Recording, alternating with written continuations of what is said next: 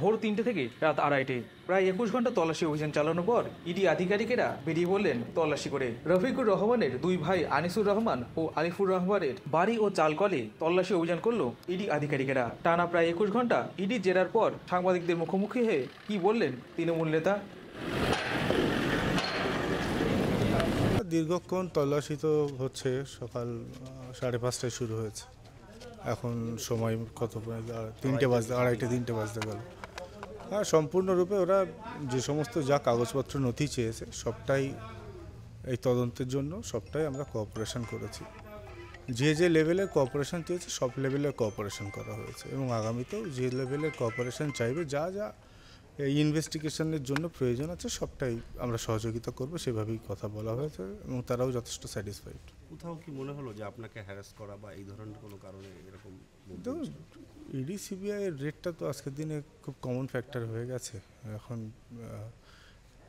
এটা হ্যারাসমেন্ট আর কিছু বলার নেই, তবে আমরা এটুকু বলতে পারি এই দেশের একজন দায়িত্বশীল নাগরিক, বাংলার দায়িত্বশীল নাগরিক হিসেবে, তৃণমূল কংগ্রেসের দায়িত্বশীল কর্মী হিসেবে যখন যখন যেভাবে যে ধরনের সহযোগিতা প্রয়োজন হবে আমরা সেই সহযোগিতা এনকোয়ারির জন্য প্রস্তুত আছি, আমরা সহযোগিতা করি। বাড়ি থেকে কিছু উদ্ধার করেছে? না, তেমন কিচ্ছু সিজ হয়নি, শুধু যেটা মোবাইল নিয়ে গেছে, আমার বা দাদার মোবাইল নিয়ে গেছে, আর তাছাড়া আর কিছুই নাথিং, কিছু পাইওনি, কিছু সিজও হয়নি। যথেষ্ট স্মুথলি হয়েছে, পুরো হয়তো সময়টা অনেকটা গেছে কিন্তু সবটা স্মুথলি রান হয়েছে।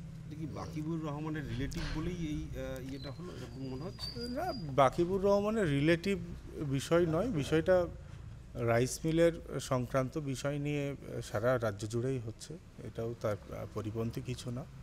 আমরা তদন্ত ক্ষেত্রে যা যা সহযোগিতার দরকার সবটার জন্য আমরা প্রস্তুত। প্রশ্ন যে বারবার নির্বাচনের আগে দেখা গেছে পলিটিক্যাল ভ্যান্ডেটা, বিভিন্ন নেতাদের বাড়িতে যাওয়া, নির্বাচন হয়ে গেছে তারপরেও আপনার বাড়িতে এত রাত্রি পর্যন্ত তারা থাকলো, কোথাও কি মনে হচ্ছে রাজনৈতিক প্রতিহিংসা এখানে? দেখুন, এখন এগুলো সবই তো তদন্ত ক্ষেত্রে আছে, এক্ষেত্রে বলার তেমন অবকাশ নেই। আমরা এটুকু বলতে পারি যে তদন্ত চলছে সেই তদন্তর ক্ষেত্রে একজন দায়িত্বশীল নাগরিক হিসেবে, দলের একজন সৈনিক হিসেবে, মমতা বন্দ্যোপাধ্যায়, অভিষেক বন্দ্যোপাধ্যায় সৈনিক হিসেবে যা সহযোগিতার দরকার আমরা করব। বাকি সবটাই তদন্তের ক্ষেত্রে সবটাই উঠে আসবে, কোনো সমস্যা নেই।